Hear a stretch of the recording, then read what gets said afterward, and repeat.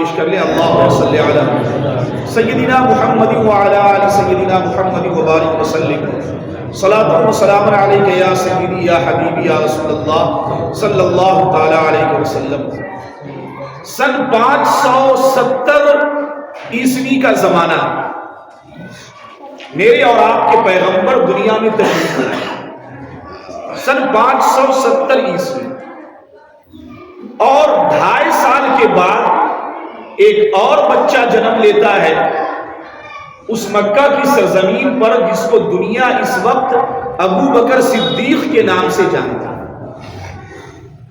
یعنی میرے اور آپ کے پیغمبر سے یہ پیدا ہونے والا بچہ تقریباً 2.5 سال چھوٹا ہے.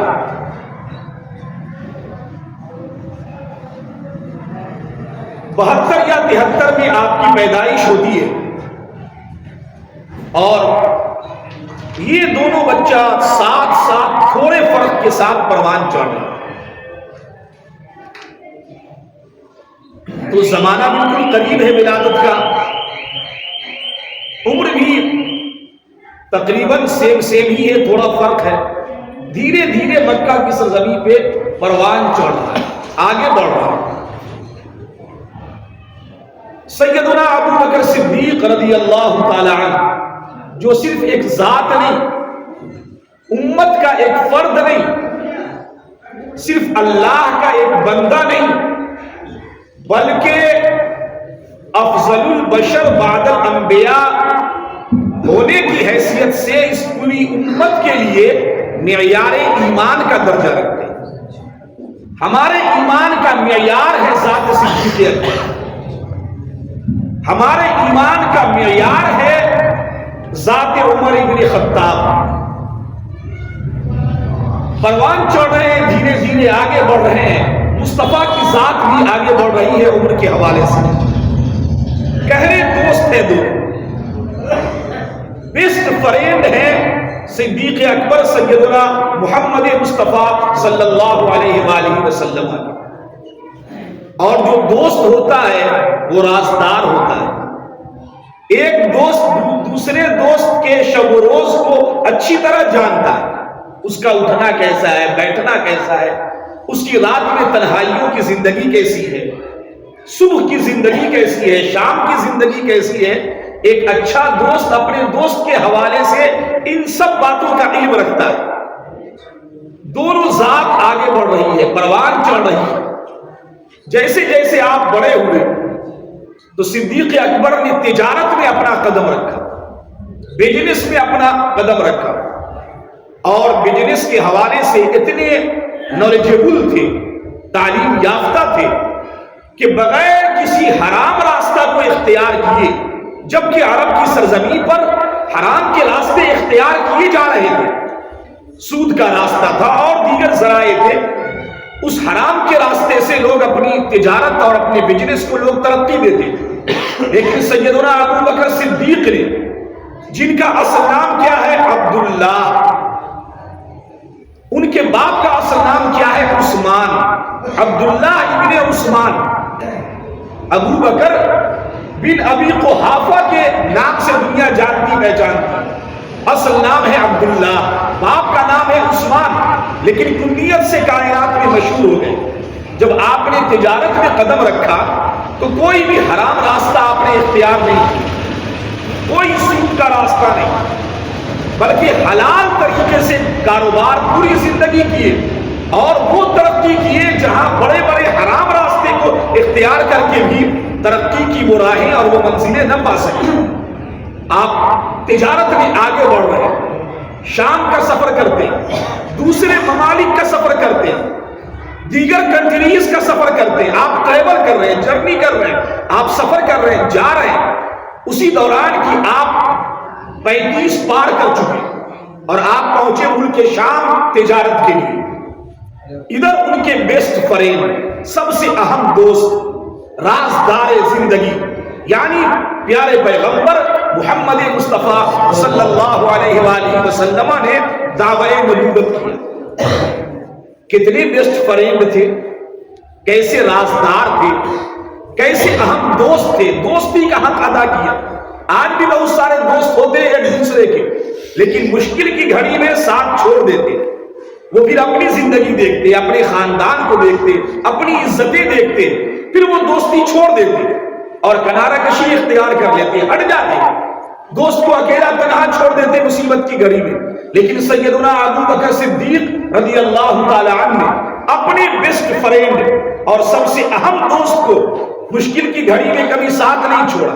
جب آپ ملک شام تجارت پہ تھے تو یہاں مکے میں میرے اور آپ کے آقا نے دعوت نبوت کیا، لوگوں کے درمیان کھڑے ہوئے اور فرمایا، لوگوں میں اللہ کا نبی بن کے آیا، میں اللہ کا رسول ہوں، مجھے نبی مانو، رسول جانو، اور جو میں کہتا ہوں اسے دل و جان سے قبول کرو، جس راہ پہ میں چلاتا ہوں اسی راہ پہ اپنا قدم رکھو، تم جنت پا جاؤ گے، اللہ کی رضا تمہیں مل جائے گی، جہنم کی آگ سے تمہیں نجات مل جائے گی، اور اگر تم نے ہمیں رسول نہیں جانا، نبی نہیں مانا، تو پھر تم گمراہی کی راہ پر ہو، جہنم کے راستے پہ جا رہے ہو، مرنے کے بعد ایک عجیب زندگی کا سامنا تم سے ہونے والا ہے۔ یہ ساری باتیں پیغمبر کہہ رہے ہیں تو ہر ایک جھٹلا رہا ہے، جس کے پاس جا رہے ہیں وہ کہہ رہا ہے کہ محمد جھوٹا دعویٰ کر رہا ہے، ہر ایک شخص تردد میں، شک میں ہے، ڈاؤٹ میں ہے، اس کے اندر ہیزیٹیشن ہے، ہم ان کو مانیں کہ نہ مانیں،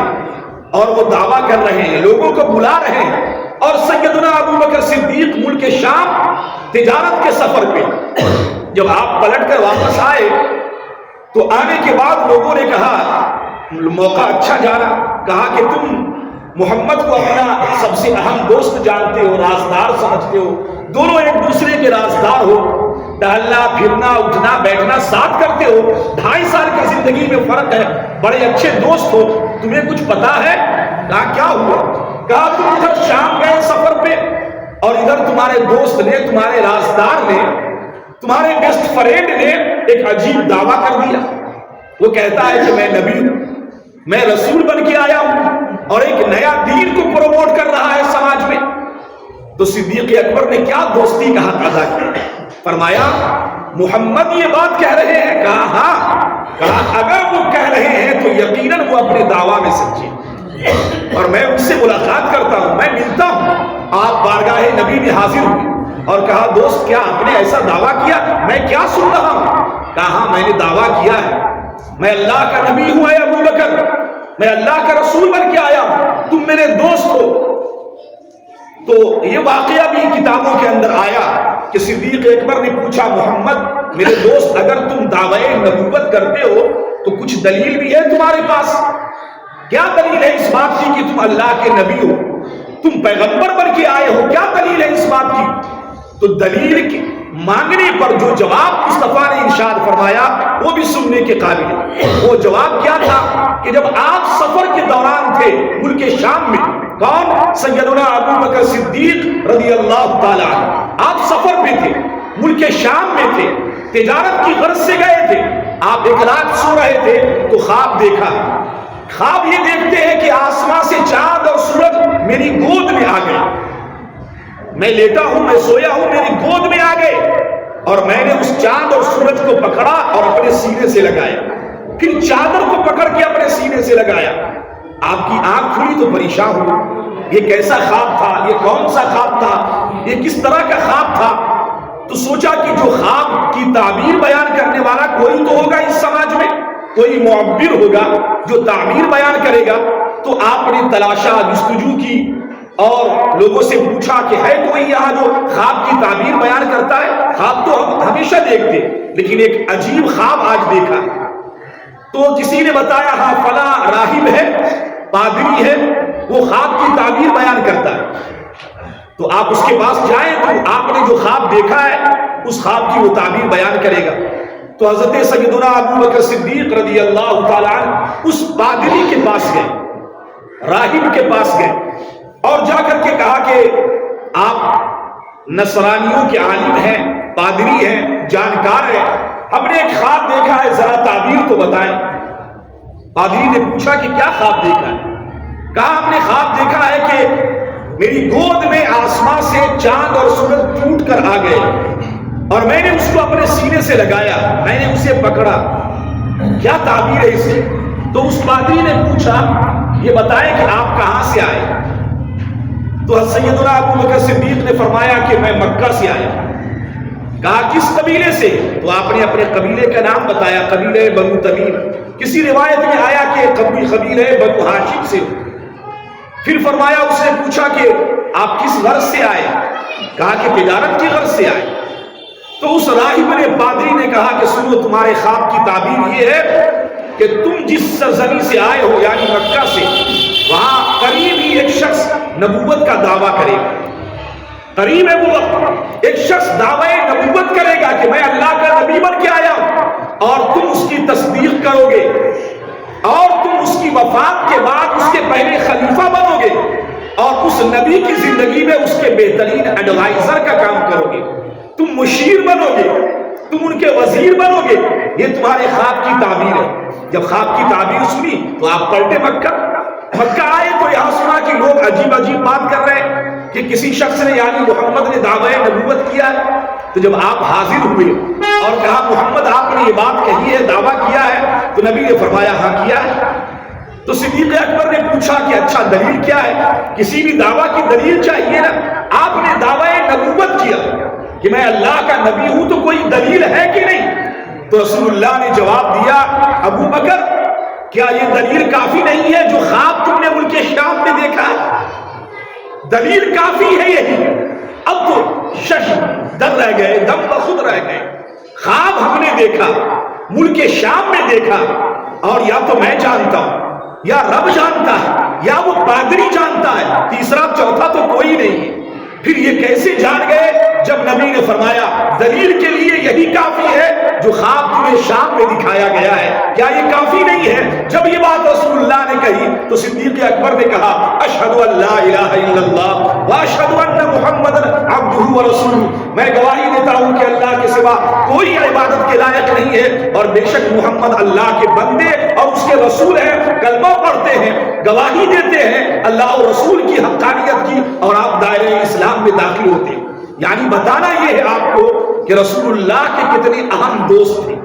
آقا فرماتے ہیں کہ میں نے جس کے سامنے بھی اسلام کو پیش کیا، اے لوگوں اسلام کے دامن سے وابستہ ہو جاؤ، تو سب نے ہیزیٹیشن کا اظہار کیا، کچھ تردد کیا، ڈاؤٹ کیا، شک کیا، کچھ شش و پنج میں لگے رہے، کرے کہ نہ کرے، اسلام کو مانے کہ نہ مانے۔ لیکن وہ ذات جس نے کوئی ہیزیٹیشن نہیں، کوئی گھبراہٹ نہیں، بلا ریب، بلا چونچیرا، ایک آواز پہ لبیک کہا، وہ ذات سیدنا ابو بکر صدیق۔ میں نے بات پیش کی، میں نے دعویٰ رکھا، اور اس نے کہا کہ میں گواہی دیتا ہوں کہ آپ اللہ کے سچے رسول۔ یہ ہے دوستی کا معیار۔ ہم لوگ بھی دوست بناتے ہیں، دوست ہوتے ہیں، مصیبت کی گھڑی میں ساتھ چھوڑ دیتے ہیں۔ اچھا انہوں نے یہ نہیں سوچا، آپ ذرا سوچیں اپنے سماج میں اگر کوئی شخص کوئی دعویٰ کر بیٹھے اور کوئی دوست اس کی دوستی کا خیال رکھتے ہوئے اس کا ساتھ دینے کے لیے کھڑا ہو جائے تو اس سے کتنا خیال آئے گا؟ میرے بزنس پہ کیا اثر پڑے گا؟ میرے کاروبار پہ کیا اثر پڑے گا؟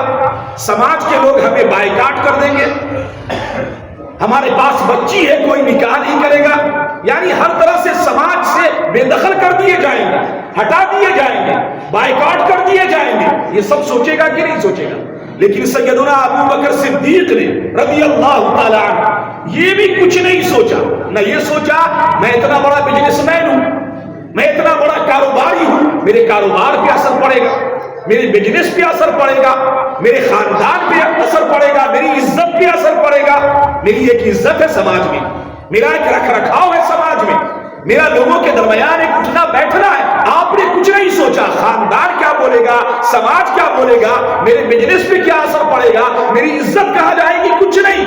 محمد نے کہا اور آپ نے لبیک کہا۔ یہ ہے معیار ایمان ہے اس وقت اس امت کے لیے۔ ذات سیدنا ابو بکر صدیق رضی اللہ تعالیٰ عنہ، بائیوگرافی کے اندر یہ بات آتی ہے کہ 3 شخصیت ایسی ہے اسلام میں اس وقت جس نے کبھی بت پرستی نہیں کی اور شراب نہیں کی، بت پرستی نہیں کی، کبھی بت کی پوجا نہیں کی۔ 3 ذات ہے۔ پہلی ذات ذات محمد مصطفیٰ صلی اللہ علیہ وآلہ وسلم۔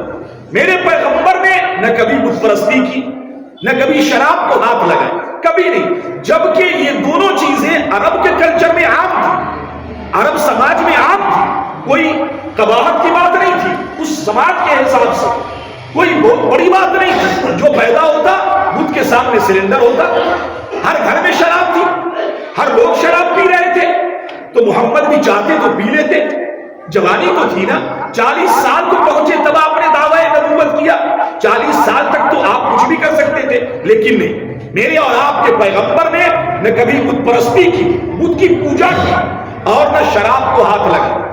ایک شخصیت تو یہ، دوسری ذات سیدنا ابو بکر صدیق، آپ نے بھی اپنی پوری زندگی، جبکہ میرے پیغمبر سے 2.5 سال چھوٹے، اور یہ نبی تو نہیں ہے، یہ تو صحابہ میں ہے، اور چاہتے تو بت پرستی کر سکتے تھے، بلکہ بایوگرافی میں تو یہ بات آتی ہے کہ ان کے بعد ابو قحافہ، جن کا اصل نام عثمان تھا، جب آپ کچھ بڑے ہوئے اور آپ نے شعور کی دہلیز پہ قدم رکھا، جب آپ کے اندر کچھ عقل و خرد آئی، تو ان کے والد محترم انہیں پکڑ کے بت خانے میں لے گئے اور کہا بیٹا یہ ہمارے معبود ہیں، ہم لوگ ان کی عبادت کرتے ہیں، ان کی پوجا کرتے ہیں، تم بھی ان کے سامنے ماتھا ٹیکو، سرنڈر ہو جاؤ اور ان کی پوجا کرو۔ باپ نے یہ کہا کہ تھوڑا فاصلہ لیا، تو ابھی بچے تھے، تھوڑی عقل آئی تھی، تو آپ بت کے سامنے کھڑے ہوئے، اور کھڑے ہونے کے بعد کہتے ہیں اچھا اگر تو معبود ہے، تو خدا ہے، تو میں بھوکا ہوں، مجھے کھانا کھلا۔ دیکھا کچھ ایکٹیویٹی نہیں، کچھ سرگرمی نہیں، پھر تھوڑی دیر کے بعد آپ نے کہا ٹھیک ہے مجھے کپڑے کی ضرورت ہے، اگر تو خدا ہے تو مجھے کپڑا دے، کوئی ایکٹیویٹی نہیں۔ جب یہ دو جواب نہیں آیا ان دو سوالوں کا، تو آپ نے تیسری بات رکھی کہ اگر تو خدا ہے تو میں یہ پتھر تجھ پہ مارتا ہوں، تو اپنا دفاع کر، ڈیفنس کر، اپنے آپ کو بچا، اور آپ نے پتھر دے مارا اور وہ بت گر گیا۔ ان کے باپ نے کہا بیٹا تم نے یہ کیا کیا؟ کہا ہم نے ان کے سامنے یہ باتیں رکھی تھی، لیکن اس میں یہ تیار نہیں ہے، کوئی کام کرنے کے لیے ایکٹیو نہیں ہے۔ تو باپ انہیں لے کر گھر آ گئے، ان کی ماں سے کہا، ماں کا نام کیا تھا؟ دیکھیں سارے نام کیا ہے، عرب کا کلچر کیا ہے، لیکن ماں کا نام کیا ہے، باپ کا نام کیا ہے، خود ان کا نام کیا پڑتا ہے، کیونکہ یہ رازدار مصطفیٰ ہونے والے تھے، دوست مصطفیٰ تھے، اور کیسے سچے دوست تھے۔ ماں کا نام ہے ام الخیر، خیر کی مائیں۔ تو ان سے کہا کہ تمہارے بچے نے تو آج یہی کام انجام دیا ہے۔ تو ماں نے کہا کہ سنیں اس کو چھوڑ دیں، اس کو اپنے حال پہ چھوڑیں، یہ بت کی پوجا نہیں کرتا ہے، مت کچھ بولے، یہ سرنڈر نہیں ہوتا ہے، کچھ نہیں بولے، اس کو اپنے حال پہ چھوڑ دیں۔ کیوں؟ کیونکہ جب یہ پیدا ہوا تھا تو ایک آواز آئی تھی کہیں سے میرے کان میں، یہ صدیق ہے، یہ عتیق ہے، یہ نبی آخر الزماں کا وزیر ہے، اور اس کے بعد خلیفہ ہونے والا ہے۔ وہ کیا ہوگا؟ میں نے تو وہ آواز سنی اس وقت، یہ عتیق ہے۔ اور رسول اکرم صلی اللہ علیہ وآلہ وسلم نے بھی حضرت سیدنا ابو بکر صدیق رضی اللہ تعالیٰ عنہ کو عتیق کہا۔ عتیق کا مطلب کیا ہوتا ہے؟ آزاد۔ میرے آقا نے فرمایا سنو اے میرے صحابہ، جس کسی کو یہ دیکھنا ہو کہ جہنم سے کوئی آزاد ہے تو وہ ابو بکر کو دیکھے، فَلْيَنْظُرْ أَبَا بَكْرَ، تو چاہیے کہ وہ ابو بکر کو دیکھے، وہ اس شخص کو دیکھے۔ اللہ نے میرے اس دوست کو اور اسلام کے اس شہزادے کو اللہ نے جہنم کی آگ سے آزاد کر دیا۔ یہ شان سیدنا ابو بکر صدیق رضی اللہ تعالیٰ عنہ کی، یہاں تک کہ آپ یاد رکھیے اچھی طرح، یہ بات ہمیں اچھی طرح معلوم ہونی چاہیے، وہ ذات معیار ایمان ہے ہم لوگوں کے لیے، اور آج کے دور میں بھی ہم سے اسلام اسی طرح کے ایمان کا تقاضا کرتا ہے۔ ہمارا ایمان ہے پل وقتہ نماز پڑھ لی، کوئی بات اسلام پہ آ گئی تو بس چھوڑو یار، عالموں کو اپنے حال پہ چھوڑو، مولویوں کو چھوڑو، ہم لوگ کو اپنا گھر بچانا، اپنا خاندان بچانا ہے، اپنی زندگی دیکھنی، یہ سوچتے زیادہ تر لوگ ہم میں سے، ہمیں تو اپنا دیکھنا ہے، بال بچے کو دیکھنا، یہ دیکھنا، وہ دیکھنا، بہت سارے بہانے ہوتے ہیں۔ لیکن معیار ایمان ذات صدیق اکبر نے کیا پیغام دیا اسلام کے لیے اور ذات مصطفیٰ کے لیے؟ اگر بات آ گئی تو سب کچھ قربان، سب کچھ لٹا دینا، اپنا وجود نہیں ہے، اپنے بچے نہیں، اپنا مال نہیں، سب کچھ مال، میری جان، میری ذات، میرا وجود، میری اولادیں، یہ سب کچھ اسلام پر اور ذات مصطفیٰ پہ قربان۔ آپ کو وہ بات یاد ہوگی، حدیث پاک کے اندر یہ بات آئی کہ ایک مرتبہ صدقہ کی ترغیب دلاتے ہوئے رسول اکرم صلی اللہ علیہ وآلہ وسلم نے ارشاد فرمایا صحابہ کے مجمع میں کہ تم لوگ اللہ کی راہ میں خرچ کرو، کسی کام پہ، کسی غزوے پہ آپ کو نکلنا تھا، راہ خدا میں اپنا مال خرچ کرو۔ تو سیدنا عمر بن خطاب نے سوچا کہ آج کا دن وہ دن ہے کہ ابو بکر سے اس نیکی میں ہم آگے بڑھ جائیں، اس نیکی میں صدقہ کرنے میں آج کے دن ابو بکر سے ہم آگے بڑھ جائیں گے، سبقت لے جائیں گے۔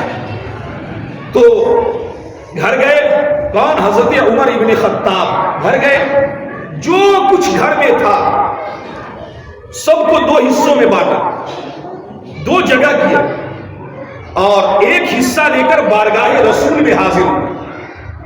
تو رسول اکرم صلی اللہ علیہ وآلہ وسلم نے پوچھا، اے عمر تم نے اپنے گھر والوں کے لیے کیا چھوڑا ہے؟ تو حضرت عمر نے کہا یا رسول اللہ مثلہ، یعنی جتنا آپ کے پاس لے کر آئے ہیں جتنا مال، اسی کے مثل، اسی کے برابر، یعنی آدھا ہم نے گھر والوں کے لیے چھوڑا، بیوی ہے، بچے ہیں، پڑوسی ہے، سماج ہے، ان سب کے لیے آدھا چھوڑا۔ تھوڑی دیر کے بعد دیکھا کہ ابو بکر صدیق رضی اللہ تعالی عنہ بس ایک کپڑے میں گٹھلی نما سامان لیے سر پہ بارگاہ رسول میں حاضر، اور گٹھلی سر سے اتاری اور قدم مصطفیٰ میں رکھ دی۔ تو میرے آقا نے پوچھا ابو بکر تم نے اپنے گھر والوں کے لیے کیا چھوڑا؟ تو عمر کا جواب کیا تھا کہ آدھا لایا ہوں، آدھا چھوڑا ہوں، اور یہ سوچ رہے تھے کہ آج کے دن ابو بکر سے آگے بڑھ جائیں گے، کیونکہ کوئی آدھا تو نہیں دیتا نا، تھوڑا دیتا ہے، 30% دے دے گا، 25% دے دے گا، آدھا آدھی کون دیتا ہے؟ اگر کوئی یہاں کہہ دے صاحب مسجد کے لیے کوئی کام ہے تو کوئی آدھی دولت دے گا؟ یہ بڑے دل جگر کا کام ہے، یہ تو دل گردے کا کام ہے۔ تو سوچا کہ آج ہم سے آگے کوئی بڑھ نہیں سکتا اس نیکی میں۔ تو جب پیغمبر نے پوچھا کہ ابو بکر تم نے اپنے گھر والوں کے لیے کیا چھوڑا، تو جواب سنیے، بخاری کے الفاظ ہیں، فرمایا صدیق اکبر نے ابقیت اللہ ورسولہ لأہلی، اے اللہ کے پیغمبر، اے میرے رسول، میں نے اپنے گھر والوں کے لیے اللہ کو چھوڑا اور اللہ کے رسول کو چھوڑا، اور کچھ نہیں۔ جو کچھ تھا گھر میں آدھا نہیں کیا، پاؤں نہیں کیا، بانٹا نہیں، سب کو گٹھڑی میں اکٹھا کیا، گٹھڑی باندھی اور آپ کے پاس لا کے حاضر کیا۔ اب میرے گھر میں کچھ بھی نہیں ہے، اگر چھوڑا ہے اپنے بال بچوں کے لیے تو اللہ و رسول نگہبان ہے اس کا، وہ محافظ ہے اس کا، میرے بال بچوں کا، میری بیوی کا، میرے گھر والوں کا سچا نگہبان اللہ بھی ہے اور اللہ کا رسول بھی، وہ میرے گھر کا نگہبان ہے۔ کیسے نگہبانی کرے گا، کیسے حفاظت کرے گا؟ میرے بچے کہاں کھائیں گے وہ میرا مولا جانتا ہے، میں سب کچھ لے کر آیا۔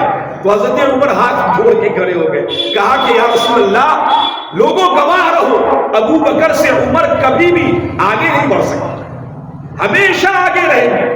گویا مزاج کیا دیا صدیق اکبر نے، اسی لیے افضل البشر بعد الانبیاء، انبیاء و رسول کے بعد سب سے بڑا مرتبہ، سب سے اعلیٰ افضل ذات سیدنا ابو بکر صدیق رضی اللہ تعالی عنہ، وہ معیار ایمان ہے۔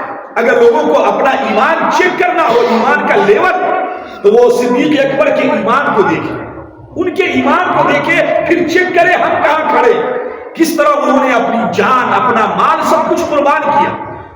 تو بتانا یہ ہے کہ اس وقت یہ جو ماہ مبارک ہے، جمادی الثانی، جمادی الاخری جس کو بولتے ہیں، اس کی 22 تاریخ کو اس دار فانی سے پوچھ کر گئے سیدنا ابو بکر صدیق رضی اللہ تعالی عنہ۔ اپنی ہر دعا میں امت کو چاہیے کہ اللہ کے رسول کے اس سچے دوست کے لیے اور اس سچے اور اچھے وزیر کے لیے جو رسول اللہ کے سب سے بڑے ایڈوائزر تھے، اور وہ ایڈوائزر کیسے بنے پتا ہے؟ حدیث پاک کے اندر آیا کہ میرے آقا نے فرمایا میرے رب نے مجھے حکم دیا کہ اپنے معاملے میں ابو بکر سے مشورہ کیا کرو، یعنی ایڈوائزر کوئی دنیا نے نہیں بنایا، یا کوئی بڑے بڑے لوگوں کا ایڈوائزر ہو جائے، مشیر کار ہو جائے، مشورہ دینے والا، تو لوگ کہیں صاحب فلاں آدمی کے قریبی ہے، اور اس نے کیسے اس عہدے کو حاصل کیا؟ اس عہدے پہ اللہ نے انہیں بٹھایا۔ اللہ نے نبی سے کہا اے پیغمبر میرے رسول، اپنے معاملات میں اور اپنی زندگی میں کسی بھی کام کے حوالے سے مشورہ کرنا ہو تو ابو بکر سے مشورہ، ان سے بہتر مشورہ دینے والا اور آپ کا خیر خواہ کوئی نہیں۔ اس لیے اچھی طرح یاد رکھیں، بچپن میں بچوں میں سب سے پہلے اسلام لانے والی ذات حضرت علی مرتضیٰ کی، عورتوں میں سب سے پہلے ایمان لانے والی ذات حضرت سیدتنا خدیجۃ الکبریٰ رضی اللہ تعالی عنہا کی، اور مردوں میں ایمان لانے والوں میں بغیر کسی ہیزیٹیشن کے، بغیر کسی تردد کے، بغیر کسی شش و پنج کے، بغیر کوئی چوچرا کے اگر کوئی ایمان لائے تو وہ سب سے پہلے ایمان لانے والی ذات سیدنا ابو بکر صدیق رضی اللہ تعالی۔ کتنے بہادر تھے آپ یقین جانیں، کس طرح قربان کرتے تھے اپنا سب کچھ ذات مصطفیٰ پہ۔ جب ہجرت کا حکم ہوا، اے پیغمبر آپ ہجرت کر جائیں، مکہ کو چھوڑیں اور آپ ہجرت کر کے مدینہ پہنچے، تو میرے پیغمبر صدیق اکبر کے گھر گئے اور کہا ابو بکر اللہ نے حکم دیا ہے آج کی رات راتوں رات اسی لمحے ہجرت کرنا، مکہ چھوڑ کر مدینہ جانا ہے، میرے ساتھ چلو۔ ساتھ ہو گئے، سفر ہو رہا ہے، راتوں رات نکلے، سفر ہو رہا ہے۔ ہم بھی گئے مکہ کی سرزمین پر، الحمدللہ بہت سارے عمرہ کرنے والے گئے ہوں گے، بہت سارے حجاج نے یہ منظر دیکھا ہوگا۔ اگر آپ ان مقامات کی زیارت آپ نے کی ہوگی جس کے لیے زائرین وہاں حاضر ہوتے ہیں، تو ان میں سے ایک غار ثور ہے۔ آج کے اس دور میں جبکہ دنیا ٹیکنیکل کے حوالے سے بڑھ چکی، قوت ہے، سب کچھ ہے، تنہائیاں نہیں ہے، کوئی تردد حسن اور ملال نہیں ہے، آج کے دور کا رستم بھی غار ثور کی چوٹی پر، اس غار پہ یعنی پہاڑ پہ چڑھ کر اس غار تک پہنچنا چاہے تو وہ کئی بار راستے میں پانی پیے گا، ٹھہر ٹھہر کے جائے گا، معمولی بات نہیں چڑھنا، ہم لوگ تو دیکھ کے چڑھنے ہمت ہی نہیں ہو پائی، اس غار پہ کی طرف چڑھنا بڑھنا آگے۔ جب ہجرت کی رات صدیق اکبر جا رہے مصطفیٰ کے ساتھ، پیچھے سے دشمن تلاش میں نکل پڑے کہ پکڑ لیا جائے، انہیں مکہ سے باہر جانے نہ دیا جائے، تو حکم ہوا رب کی طرف سے غار کی پناہ لے۔ آقا نے فرمایا چلو اس غار میں روپوش ہو جاتے ہیں، پھر جب دشمن رخصت ہو جائیں گے پھر اگلا سفر اگلے وقت کریں گے۔ تو اب غار پہ چڑھے کون؟ اس پہاڑ پہ اس غار میں جانے کے لیے چڑھے کون؟ تو آپ جانے اچھی طرح، پیغمبر کو کاندھے پہ اٹھایا اس نے؟ صدیق اکبر رضی اللہ تعالی عنہ، قربان جائے۔ اشجع الناس، لوگوں میں سب سے زیادہ بہادر کوئی ذات تھی اس وقت اور اس امت میں تو سب سے بڑے بہادر کا نام ہے ابو بکر صدیق۔ پیغمبر کو کاندھے پہ اٹھایا اور چنگل کے بل پکڑ پکڑ کے چڑھنے لگے، دور آخر تک چڑھے، یہاں کوئی اکیلا نہیں چڑھ سکتا، کاندھے پہ اٹھا کر پیغمبر کو گئے آگے، اور جب غار کے اوپر پہنچے تو پیغمبر سے کہا آپ ٹھہرے، غار میں پہلے ہم جاتے تاکہ اسے صاف کریں، کوئی جانور ہو موذی جانور تو اسے ہٹائیں بھگائیں، اور آپ غار کے اندر پہلے گئے، مصطفیٰ کو دروازے پہ روکا، یہاں تک کہ واقعات کے اندر آتے اس میں جو سوراخ تھے اس سوراخ کو آپ نے اپنے کپڑے کو پھاڑ پھاڑ کے اسے بند کیا، ایک سوراخ رہ گیا تھا اور کپڑے ختم ہو گئے کیونکہ صدر بھی تو ڈھانپنا تھا، سارے کپڑے ختم ہو گئے صدر کے علاوہ، تو آپ نے اس سوراخ پہ اپنی ایڑی رکھی اور مصطفیٰ سے کہا یا رسول اللہ اب اندر آئے، غار صاف ہو چکے۔ اب آپ سوچیں آج کے دور کا رستم بھی اس غار ثور میں جانے کے لیے اس پہاڑ پہ چڑھے تو کئی بار پانی پیے گا، اور وہ بغیر پانی کوئی سامان نہیں ساتھ میں، مصطفیٰ کو رسول اللہ کو کاندھے پہ اٹھا کر وہاں پہنچ گئے۔ آپ اندازہ لگائیں کیا دلیری، کیا بہادری اور کیا ایمان کی طاقت۔ تو یہ جو ذات ہے ذات سیدنا ابو بکر صدیق رضی اللہ تعالی عنہ، یہ میرے پیغمبر کے سچے دوست تھے. اور کیسی دوستی تھی کہ 2.5 سال کے بعد پیدا ہوئے، ایک ساتھ بچپنا گزر رہا ہے. تھوڑا سا فرق ہے نا، 2.5 سال عمر میں کوئی بڑا ہو کوئی چھوٹا ہو، کوئی زیادہ فرق تو نہیں. بچپن ساتھ گزر رہی، نوجوانی ساتھ گزر رہی، جوانی ساتھ گزری، پھر بڑھاپا بھی ساتھ میں آیا، یہاں تک کہ آج تک جب قبر میں گئے تو مصطفیٰ بھی ہے اور ساتھ میں ابو بکر صدیق بھی. اسی قبر کے قریب ہے نا، اسی حجرے میں ہے نا، گنبد خضرا کے اسی دائرے میں آج بھی آرام فرما رہے. جہاں مصطفیٰ ہے وہیں ابو بکر صدیق بھی آرام. میرے آقا فرماتے کل قیامت کے دن سب سے پہلے اپنی قبر سے میں اٹھوں گا، میرے ایک ہاتھ میں ابو بکر کا ہاتھ ہوگا اور ایک ہاتھ میں عمر کا ہاتھ ہوگا، جو دونوں میرے پاس میرے پہلو میں، میں ان دونوں کا ہاتھ پکڑ کے اپنی قبر سے اٹھوں گا. آپ اندازہ لگائیں کیا شان مقام و مرتبہ اللہ نے رکھا ہے اپنے رسول کے دوست کا، جو کہ سچے دوست تھے. اللہ تعالیٰ ان کے ایمان کا صدقہ ہم تمام بھائیوں کو نصیب فرمائے. دیکھیے ایمان نام ہے حضور پہ سب کچھ قربان کر دینا، حضور پہ اپنا تن من دھن وار کر دینے، لٹا دینے کا. ہمیں اپنی ذات سے کیا فرق کہ ہماری عزت پہ کیا اثر پڑے گا، ہمارے بزنس پہ کاروبار پہ کیا اثر پڑے گا. ہم حق بات نہیں کریں لوگ ہمیں مسجد سے ہٹا دیں گے. ارے ہٹا دیں گے، ہمیں تو حق بات کہنی ہے سماج میں، ہمیں تو حق راہ پہ چلنا ہے چاہے سماج کچھ بھی بولے، ہمیں تو دین کو فالو کرنا ہے چاہے ہمارے رشتہ دار کچھ بھی بولے. تو ایمان اسی کا نام کہ ہمیں سماج خاندان دنیا کے لوگوں سے کوئی ملامت کا خوف نہیں رکھنا، بلکہ یہ دیکھنا ہے کہ رسول اللہ کی شریعت ہمیں کیا بتا، میرے پیغمبر نے ہمیں کیا کہا ہے. جب سب کچھ اپنی سوچ فکر زندگی کا ہر لمحہ اور اپنا سب کچھ جب ذات مصطفیٰ پہ لوگ قربان کر دیتے تو ہی لوگ ایمان کی حلاوت پاتے. آج سب لوگ 5 وقتہ نماز پڑھ رہے ہیں لیکن کوئی ایمان کی لذت نہیں، ایمان کی مٹھاس نہیں، حلاوت نہیں، بس ایسے ہی پڑھے جا رہے شتر بے مہار. اور اسلام کا دعویٰ ہے کیونکہ وہ کرتے ہیں جو ان کی طبیعت چاہے. طبیعت نے کہا چلو صاحب بڑھاپا آ گئے آپ کیا کریں، مسجد پکڑ لو، تو مسجد میں آ گئے. لوگ کیا کہیں گے صاحب، تو جمعہ پڑھنے آ گئے. لوگ کیا کہیں گے، طبیعت کیا کہتے ہیں، سماج یہ سوچتے. لیکن ہم یہ نہیں سوچتے کہ ایمان کا تقاضا اور اس کی ریکوائرمنٹ کیا ہے، اس کی چاہت کیا ہے. سب کچھ پیچھے، خاندان باندان رشتہ دار سماج میری طبیعت سب پیچھے. رسول اللہ کی شریعت آ گئی، ذات مصطفیٰ آ گئی. اگر وہاں کوئی کمی ہے اس میں سب کچھ قربان کرنے پہ تو پھر ہم گنہگار ہیں، خطا کار ہیں، ہم بدکار ہیں. لیکن اپنی طبیعت پہ لوگ آج سب اپنی طبیعت پہ چلتے ہیں. ہماری طبیعت، صدیق اکبر نے یہی مزاج دیا، طبیعت نہیں. حضرت عمر نے کیا سوچا تھا، ان کی طبیعت میں آیا آدھا رکھ لو آدھا لے چلو. ابو بکر کی طبیعت کی نہیں، جب مصطفیٰ نے مانگا ہے تو سب کچھ دے دو، پھر اللہ محافظ ہے میرا. یہ ہے وہ ایمان. اسی لیے کہا نبیوں اور رسولوں کے بعد اس امت میں اور کائنات انسانی میں سب سے عظیم اور بڑا مرتبہ اور بڑی شان سیدنا ابو بکر صدیق رضی اللہ تعالی عنہ. اللہ تعالیٰ ان پہ کروڑوں رحمتیں نازل فرمائیں. بے پناہ سلام بھیجتا ہوں اس ذات بابرکات پہ، اور ان کے ایمان کا صدقہ ہماری نسلوں کو بھی اللہ عطا کرے، ہم بھائیوں کو عطا کرے.